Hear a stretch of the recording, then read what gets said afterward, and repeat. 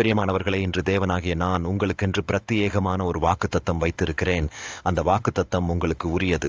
நீங்க விசுவாசத்தோடு சொந்தமாக்கிக் கொண்டு அதை வைத்து நீங்கள் ஜெபம் செய்யும் போது அந்த வாக்குத்தத்தின்படி ஆசீர்வதிப்பதை நீங்கள் பார்க்க முடியும். கர்த்தராகிய நான் உங்களுக்கு வேதாகமத்திலிருந்து சொல்லுகிறேன்.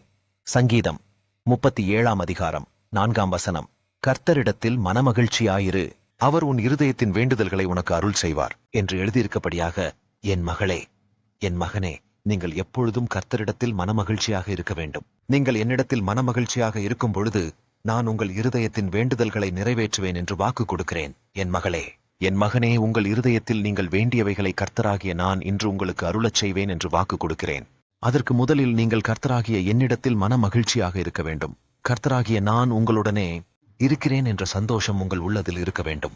இயேசு கிறிஸ்து எனக்குள் வாசம் பண்ணுகிறார் என்று ஒரு மகிழ்ச்சி உங்கள் உள்ளத்திலே இருக்க வேண்டும். நீங்கள் என்னை நோக்கி சந்தோஷமாக துதிக்கும் பொழுது உங்கள் உள்ளத்தில் இருக்கக்கூடிய கலக்கம், வேதனை, துக்கம் போன்றவைகள் மாறி உங்கள் உள்ளத்திலே சந்தோஷம் வந்துவிடும் என்று வாக்கு கொடுக்கிறேன். நீங்கள் என்னை நோக்கி விசுவாசத்தோடு துதியுங்கள். அப்பொழுதுதான் உங்கள் வாழ்க்கையில் நிகழக்கூடிய அற்புதங்களை நீங்கள் காண முடியும் என்று உங்களுக்கு சொல்லுகிறேன். என் மகளே, என் மகனே, இன்று உங்களுக்கு வேதாகமத்திலிருந்து சொல்லுகிறேன். 2 கொரிந்தியர் 12 அதிகாரம் 9 என் கிருபை உனக்கு போதும், பலவீனத்திலே என் பலம் பூரணமாய் விளங்கும் என்று எழுதியிருக்கபடியாக, என் மகளே, என் மகனே, என் கிருபை உங்களுக்கு போதும் என்று சொல்லுகிறேன். என் மகளே, என் மகனே, உங்களுடைய பலவீனத்தில் என்னுடைய பலம் பூரணமாய் விளங்கும் என்று வாக்கு கொடுக்கிறேன். உங்களுடைய வாழ்க்கையிலே உங்களுக்கு போராட்ட நிலைமைகள் வந்து கொண்டேதான் இருக்கும்.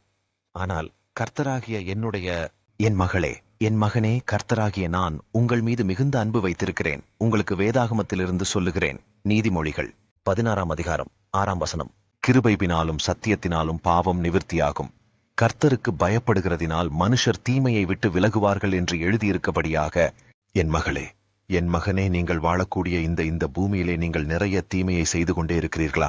என் மகளே, என் மகனே, இந்த வேதாகம வாக்குத்தத்தின்படி கர்த்தருக்கு பயப்படுகிற மனிதன் தீமையை விட்டு விலகுவான் என்று உங்களுக்கு வாக்கு கொடுக்கிறேன்.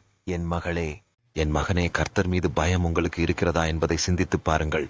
கிறிஸ்தவ பிள்ளைகளாக இருக்கக்கூடிய உங்களுக்கு தேவன் நம்மை இரவு பகலும் கண்காணித்துக் கொண்டே இருக்கிறார் என்ற பயம் இருக்க வேண்டும். கர்த்தருடைய கண் பார்வை என் மீது இருக்கிறது என்று பயந்திருக்க வேண்டும்.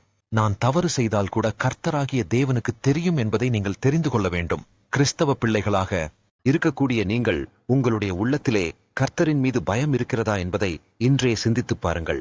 இல்லையென்றால் கர்த்தரின் மீது பயம் கொண்டிருக்கிற மனிதன் தீமையை விட்டு விலகுவான் என்று எழுதியிருக்கபடியாக, நீங்கள் இந்த வேதாகம வாக்குத்தத்தத்தின்படி கர்த்தரிடத்திலே பயந்து வாழுங்கள். நீங்கள் கர்த்தருக்கு பயந்து நடக்கும் பொழுது நீங்கள் தீமையை விட்டு விலகி உங்களுடைய வாழ்க்கையிலே பரிசுத்தம் நிகழ ஆரம்பித்து விடும் என்று வாக்கு கொடுக்கிறேன். இப்பொழுது என்னை நோக்கி ஜெபம் செய்யுங்கள்.